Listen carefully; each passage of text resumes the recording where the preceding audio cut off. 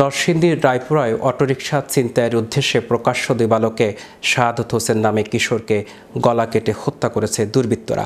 শনিবার দুপুর উপজেলার আমিরগঞ্জ ইউনিয়নের সঙ্গীতা বদরপুর সড়কে এ ঘটনা ঘটে। শাহাদাত একই উপজেলার আদিয়াবাদ ইউনিয়নের দক্ষিণপাড়া এলাকার ইব্রাহিমের ছেলে। পুলিশ ও স্থানীয়রা জানায়, আজ সকালে বড় ভাই ধান কাটতে গেলে তার অটোরিকশা নিয়ে বের হয় শাহাদাত।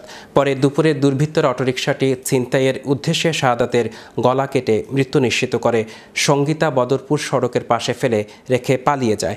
পরে স্থানীয়রা মরদেহটি দেখতে পেয়ে রায়পুরা থানায় খবর দিলে পুলিশ এসে মরদেহটি উদ্ধার করে। রায়পুরার বাঁশগাড়ি তদন্ত কেন্দ্র ইনচার্জ মাসুদ আলম জানান, খবর পেয়ে মরদেহটি উদ্ধার করা হয়েছে।